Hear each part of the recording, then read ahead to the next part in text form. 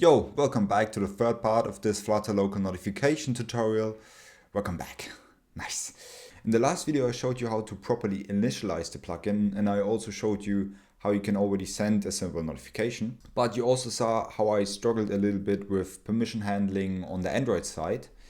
This is why I think that this video is so important to watch. But what exactly are we going to do in this video? In this video we will develop a solution to handle the notification permission for sending simple notifications. This permission handler solution will also be used and expanded in the next videos for scheduling notifications and handling notification actions. It will probably not be a perfect solution, and it is definitely not the only possible way of doing that, but for this tutorial it will be good enough. Additionally to that, we will also rebuild the UI by removing the code from the example application and placing a simple dedicated button inside the middle of the screen that will then send a simple notification. Because as I've said in the first video, all I want in our UI is a few simple buttons that illustrate the different actions. This video will probably be the longest and the most complex one in this series, but that means if you understand everything in here, you should be good to go. And now let's get started. First of all, what are permissions and why is it important to handle them? Permissions are part of the operating system, and the goal is to control to what extent installed apps can interact with the rest of the system. In your app, you might want to do things like accessing interacting with the camera of the device, using the microphone, accessing GPS to get the location, or in our case, send notifications to the user. In all of those examples, the app is trying to do something outside of the actual application. Depending on what part of the system your app wants to access, the user might want to grant permission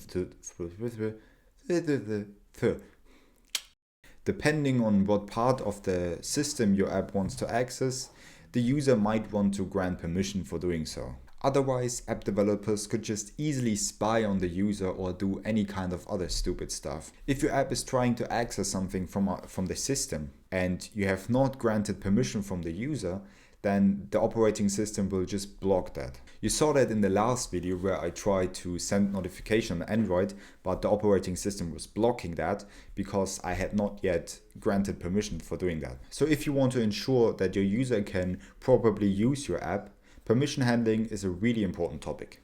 Now let's open up the app from the last video and investigate what is actually going on. As you can see here, and you also saw in the last video, the iOS app is already asking us for notification permission. Last time I simply pressed the allow button because obviously I wanted to show notifications. But if a user installs a new and fresh app and is instantly prompted to allow notifications without even seeing anything from the app, that is just bad user experience. Furthermore, what happens when the user says, okay, I don't want to send any notifications, or I don't want to allow the app to send any notifications. Now we're not able to send notifications. So if I click the button, nothing's happening. Now you might think that if I close the app and open it up again, the permission dialog will open up again. But as you can see, I'm closing it, lol, and opening up again. Nothing happens. We're still not able to send any notifications. The user has now denied the permission, and the only way to grant the permission again is for the user to manually open up the app settings and allowing the notification. So we can do that by opening up the app settings, going to apps, then we're going to look for notification test. Nice. I'm going to say notifications, allow. Now if I go back into the app and click it, nice. For Android the problem was similar, but there we did not even get the request for allowing the permission. There I had to find out myself that I have to open up the app settings and manually grant the permission before we're able to send any notifications. As you can see, the app starts up. No permission, no nothing, no dialog, no nothing. I'm not able to do anything. I'm clicking the button, nothing happens. Again, I have to manually open up the app settings and allow notifications to be sent. And now, again, we're able to send notifications. So essentially we have a few problems to solve here. The first one, don't ask the user for permission to send notifications when the app launches the first time. That's just bad user experience. Second of all, we still want that the user grants the permission before we even try to send a notification. And if the user has denied the permission, we might want to give him the option to grant the permission again or inform him that he has to open up the app settings and manually grant the permission. For doing that, the local notifications plugin provides us with a few options. So for Android, we have this little code snippet here provided by the plugin. And for iOS, it would look something like that. In our local notification class, let's just combine these two into a single function, and then I'm going to explain you what is happening.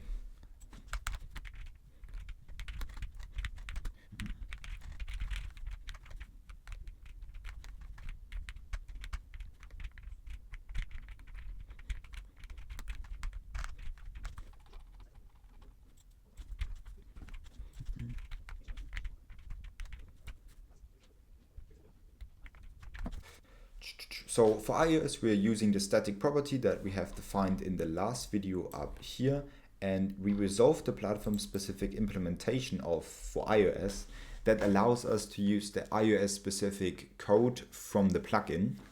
And using that, we then just gonna request the permission, and we have to say alert, badge, and sound, set them to true, and that will then request the permission. For Android, we're doing more or less the same, but we use not request permission, but request notifications permission. That's the Android equivalent to that, but here we don't have to pass any Boolean arguments. That's all we have to do. Oh, of course, also a rate. Perfect. These two method calls, request permission and request notifications permission, they will both return a nullable Boolean. So we are going to say here bool, and I'm going to return that. I might have to spell it right again. Yo. Return and return. Those two method calls will then prompt the user to request the permission. So it will open up the little dialog and ask the user if the app is allowed to send notifications. If the user grants the permission, this will return true and this as well. And if he denies the permission, both will return false, and null will be returned if we did something wrong, like maybe using the platform specific implementation on iOS without checking if the platform is actually iOS. In that case, it will just return null because of that question mark right here. A Boolean as information is better than nothing, but I still have a problem with that. For iOS, a simple Boolean is enough to represent the information about permission, because if a user denies the permission on iOS, the permission will be set to permanently denied. That means that the user has to open up the app settings and grant the permission, like I told you before. However, on Android, if the user denies the permission, we are able to ask the user again for permission only one time, and if the user then denies the permission again, only then will the permission be permanently denied, so the user has to open up the app settings again and request the permission. Not request the permission, allow the permission, grant the permission.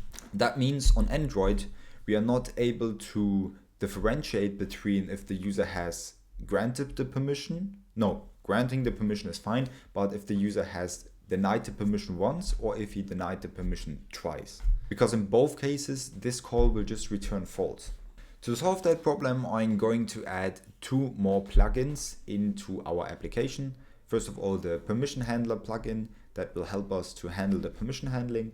And I'm going to add the provider plugin because that is just a nice plugin that helps us in the UI to manage the state more efficiently, because it makes things just a lot more simpler. Inside the pubspec.yaml file, I added those two plugins right here, those two dependencies. And now I'm going to run flutter pub-get to resolve the dependencies. And now those plugins are installed. Now inside the pod file of the iOS project, I am going to modify that part and replace it with this. Yes, for that it is important that you have this part in here that will make sure that the permission handler plugin is able to interact with the native APIs for requesting the permissions. Now inside the lib folder, I'm going to create a new file and I'm going to call it permission handler.dart. Perfect. In here, I'm going to add a new class and I'm going to call it permission handler as well. This class will extend the change notifier because we will use it in the UI to manage our state. As I've just explained, for the notification permission, we can differentiate between 3 different states for the permission. That will be granted, denied, and permanently denied. For that, I'm going to create a new enum. I'm going to call it en notification permission. And inside, I'm just going to give it the values granted, denied, and permanently denied. Perfect. The change notifier, the permission handler, will get a new property of that type, en notification permission. What the fuck? En notification permission. That would be the permission state. Notification permission. Perfect. And I'm going to set it to en notification permission dot denied for the default value. This property will hold the current state of the notification permission, and depending on that, we will show something different in the UI for the user. Now it's time to actually use the permission handler that we have just integrated into our app. I'm going to create an async method that will return the current permission state for sending notifications. Future en notification permission get notification permission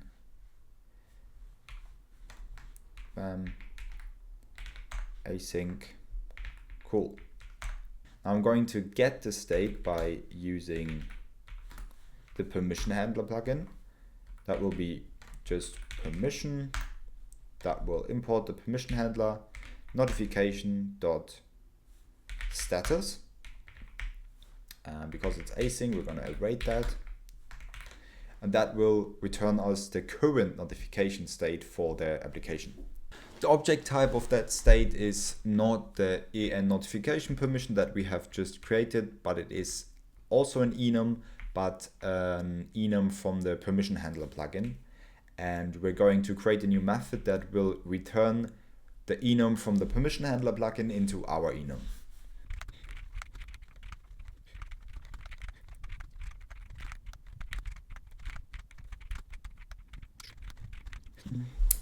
As you can see, the permission status provided by the permission handler plugin has a few more options. It has additionally also restricted, limited, and provisional.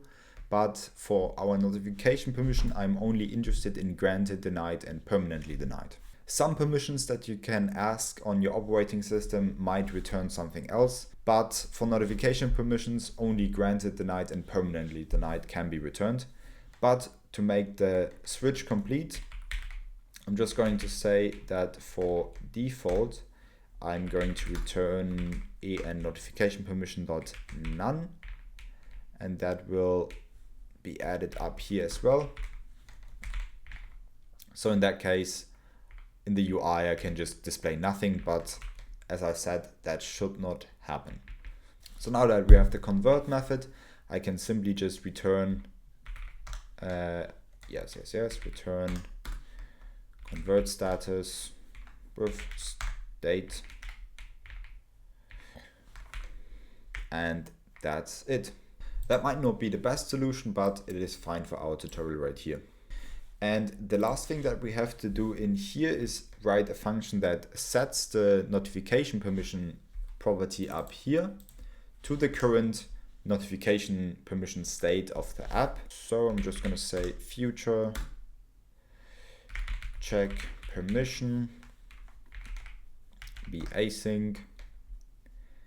Just going to go with notification permission is await get notification permission, and then I'm going to notify the listeners so the UI can render again if something has changed.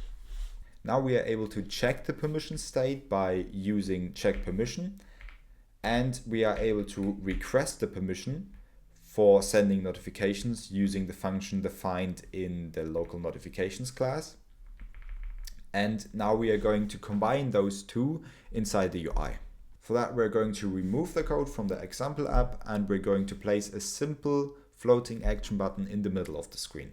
Depending on the current permission state that we are getting from the permission handler, the button will do something different and display something different. If the permission is denied, the button will say request notification permission, and on click the button will then request the permission. If the permission is permanently denied, we're going to inform the user that he has to open up the app settings, and on click the button will then open up the app settings. I'm going to show you how you can do that in a minute. And if the notification permission is granted, then the button will just send a simple notification, and it will say send simple notification. Nothing special here. So let's just now remove the boilerplate code.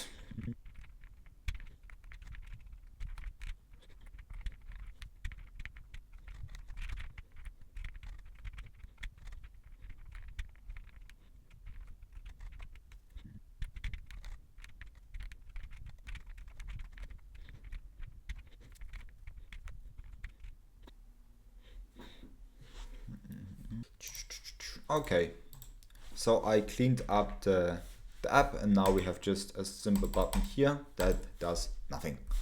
So all that's left now in the app is in the main function. When we run the app, we just say, okay, my app, that will be a stateless widget, and that will then call the material app and everything, and then eventually call the home page. That is a stateful widget that will then return a scaffold. In the app bar it says notification test, as you can see up here, and we have a center. We want to have a column because later in the next videos I want to display each button underneath each other, and right now we have only one button that says hello, and on press we're not doing anything right now. Because depending on the state I want that the UI returns a different button, or that the button does something else. For that, I'm going to create a function in here that will return a string for displaying the text that will then be inside the button. I'm going to call it get simple notification text. Yes, and for now it's just going to return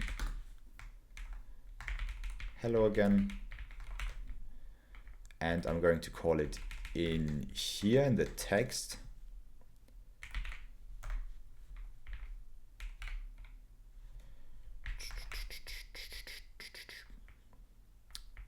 Why is there an error? Method can't be invoked. Oh yeah, of course. Okay. Now, for the onPressed, it will be the same. So depending on what the current state is, the onPressed will do something different. So for that, I'm just going to create a future method here. Simple notification button action, some random name. That will be an async function. So the onPressed is also an async function. And in here, I'm just going to go and say simple notification action button. And obviously, I want to await that. Cool. Before we properly write the code for those two functions, I'm going to use the provider to get us the permission handler in the UI. To do that, first inside the run app, I'm going to wrap the my app inside a change notifier provider.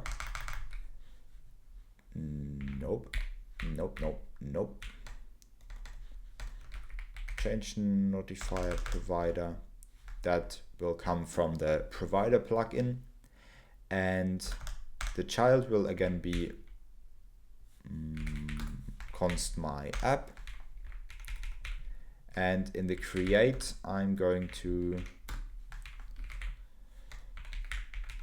create the permission handler.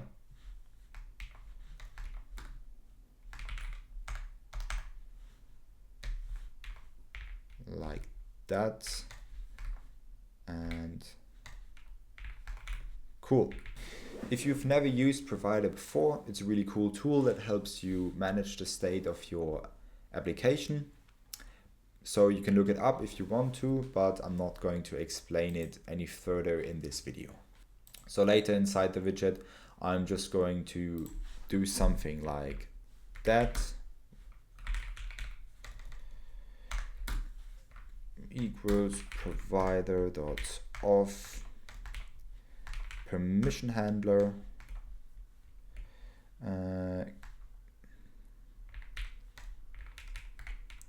Yes, later in the UI I'm going to do something like that, and that will then return a permission handler, because I said that I want to have a provider of type permission handler, and because inside the create function I told him how to create a permission handler, he will then be able to just return one for me. Now let's move on. We're going to implement the permission handler into our widget. Inside my homepage state, I'm going to add a property of type permission handler. That will be the permission handler that we will use inside this widget. I added the late property because we're going to initialize the permission handler in the did change dependency method. Override did change dependencies, yes. And now in here I would say permission handler equals provider of permission handler. I'm going to provide the context. So I have to do this in here because for provider to return me the correct permission handler, it needs the context. I'm not able to do it in the init state method because it is not allowed in Flutter to attach a change notifier to the UI inside the init state method. So that's why we are doing it in the did change dependency method. However, we have to add something here because the did change dependency method is not only called when the widget is initialized, but it is always called when the UI re-renders as well. But I only want that the permission handler is initialized when the widget is initialized. That is why I'm going to create a simple flag here. Initialized. I just set this to false. And if initialized equals false, then yes, we want to do this. And after it, I'm going to say initialize equals true. True. Oops. Bam. And like this, we make sure that the permission handler is only initialized the first time we go through this did change dependency method. In here, it is also the perfect place for us to call check permission. So in here, I can just go and say check permission. That means that if the widget is created, if the app starts up and the home page is used, the widget will build and we call did change dependencies. Then the provider is providing us with the permission handler, and using the permission handler, I'm going to check the permission, and that allows us to already use the notification permission property because it will be set at this point. That means now inside the get simple notification text, I'm able to return something based on the current notification state.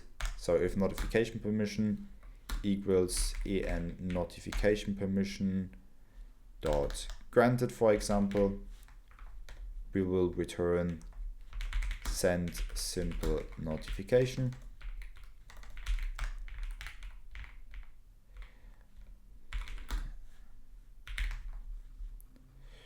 If the permission handler notification permission equals denied, then it will simply return, oh wait, I have to return it. Making all kinds of syntax errors, I like it. In that case, we're going to say request notification permission, else if permission handler dot notification permission equals permanently denied. We're going to inform the user that the permission is permanently denied.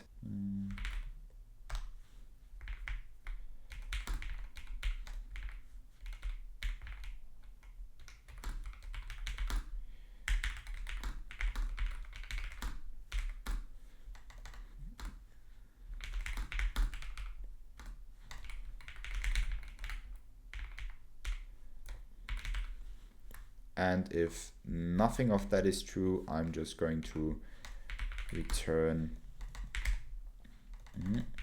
almost, yes. I'm going to return an empty string. Return. I don't know why I forget that all the time. Okay. And for the simple notification button action, it will be similar. So if permission handler dot notification permission equals en notification permission dot granted, we will call await local notifications dot local notifications dot send simple notification,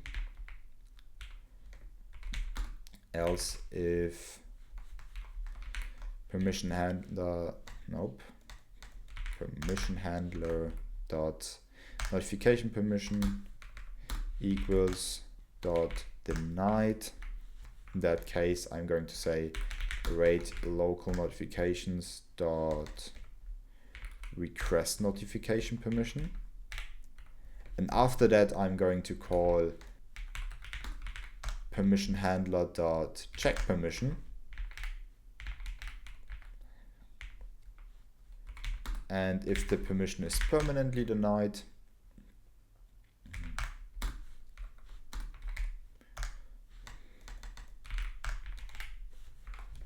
I'm going to use open app settings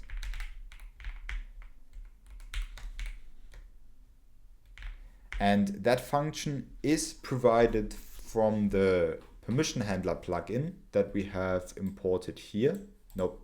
Here. And that will automatically open up the app settings of the current app.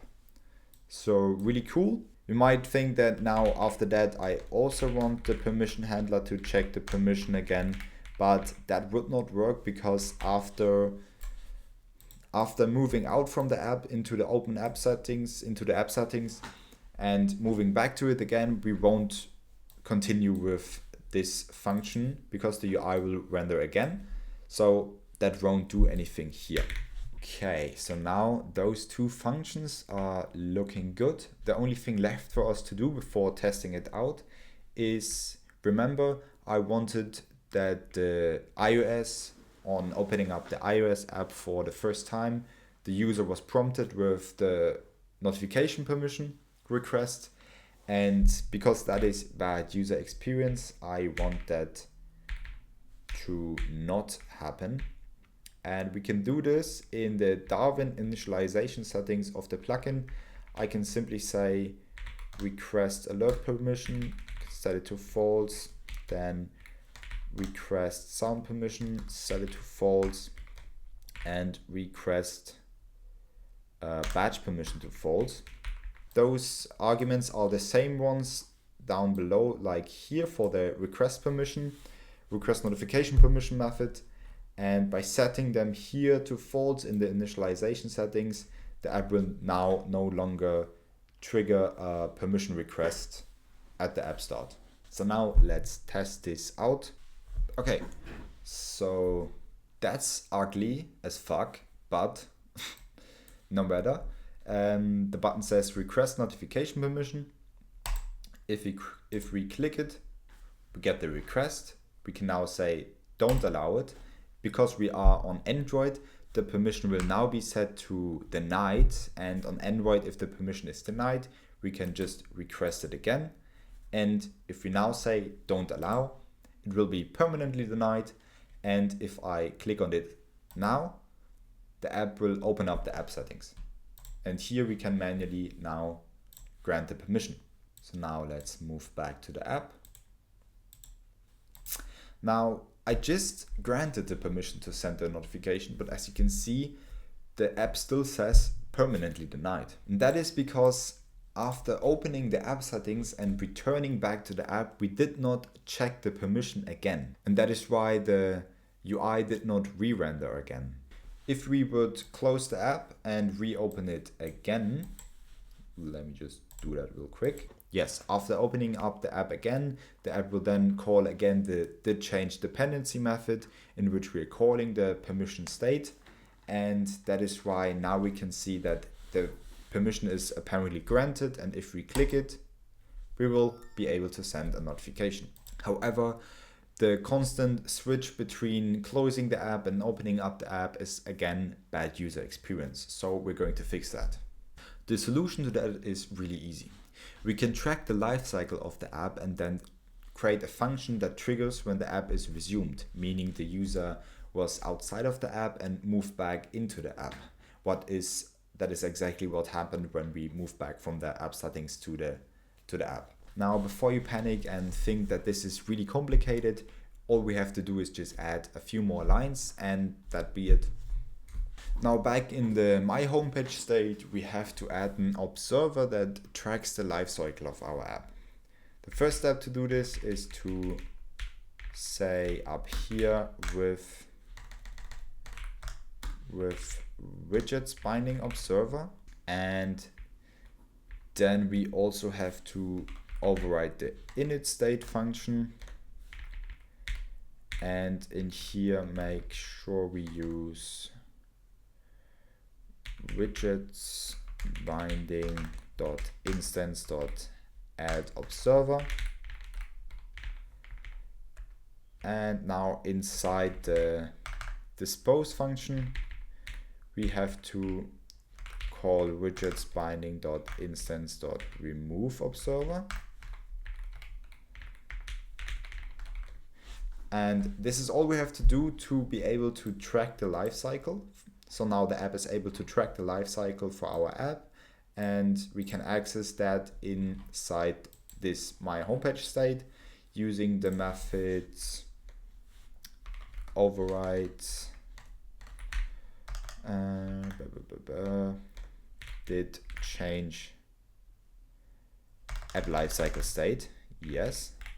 And in here we can just say, okay, if state equals app lifecycle state dot resumed. Oh. Then we are going to call permission handler dot check permission, and that will then again check the permission and call notify listeners, so our app is able to re-render the UI.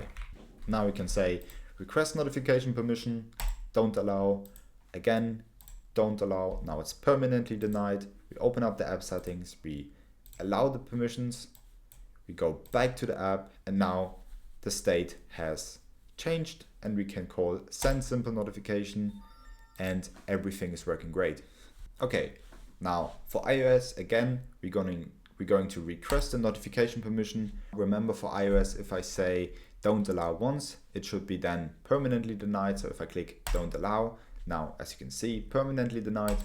We open up the app settings. In here, we can go and say allow notifications. And now we can send a simple notification and everything works great here as well. Now, I know this video was a long one. I hope you could stick through it to the end. The next video will be a short one again, in which I'm going to explain how the code for sending a simple notification works.